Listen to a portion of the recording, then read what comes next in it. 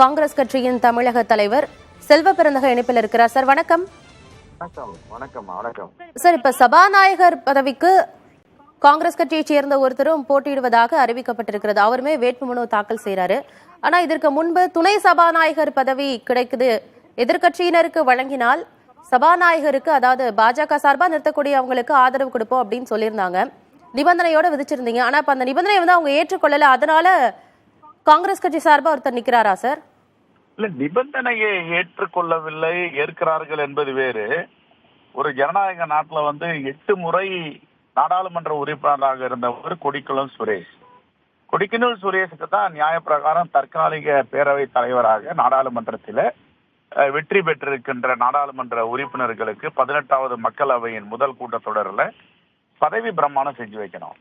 ஆனா என்ன ஜனநாயகம் இங்க நடக்குது? ஜனநாயகத்துக்கு எதிராக 7 முறை நாடாளுமன்ற உறுப்பினராக இருந்த மகாதேவ்க்கு தற்காலிக நாடாளுமன்ற உறுப்பினரா பதவி பிரமாணம் செஞ்சு வச்சு அவர் எல்லோருக்கும் பதவி பிரமாணம் பண்ணி வைப்பார். 7 முறை நாடாளுமன்ற உறுப்பினராக இருந்த மகாதேவ் 8 முறை நாடாளுமன்ற உறுப்பினராக இருக்கிற கொடிக்குளம் சுரேஷ்க்கு பதவி பிரமாணம் செஞ்சு வைக்கிறது எந்த விதத்தில் நியாயம்? இது ஜனநாயகமா? ஜனநாயகத்தின் மீது நம்பிக்கை வைத்திருக்கின்ற அரசாக மோடி அரசு இருக்கா? இதெல்லாம் பல கேள்விகளை எழுப்புது. சரி, அப்படி நீ 7 முறை 8 முறை நான் கணக்கில் எடுக்க மாட்டேன் அப்படின்னா, இதே 7 முறை பாஜகவை சார்ந்த இன்னொரு நாடாளுமன்ற உறுப்பினர் இருக்கார். அவர் ஒரு தலித் சமூகத்தை சார்ந்தவர். எதற்கு அவருக்கு இந்த வாய்ப்பு கொடுக்கல? அப்போ வாய்க்கிழிய விளிம்பு நிலை மக்கள், தலித் மக்கள், ஷெட்யூல் இன மக்கள் பேசுற மோடியும் மோடி அமைச்சரவையில் இருக்கிறவங்களும் இதற்காக என் குரல் கொடுக்கல? இதெல்லாம் பல கேள்விகளை எழுப்புது. அப்ப ஜனநாயகத்தை சார்ந்து இவர் நாடாளுமன்றத்தை நடத்த போகிறாரா, இல்ல கடந்த 10 ஆண்டுகளாக ஜனநாயகத்துக்கு எதிராக அரசியலமைப்பு சட்டத்தை மாற்றுவோம், எல்லாவற்றையும் நாங்கள் மாற்றி அமைப்போம் என்று ஆணவத்தில் பேசுவது போல இப்பவும் திருந்தாமல் தொடர்ந்து இப்படி ஜனநாயகத்துக்கு எதிரான நடவடிக்கைகள் எடுத்தால் எப்படி எதிர்கட்சிகள் அமைதியாக இருக்க முடியும்?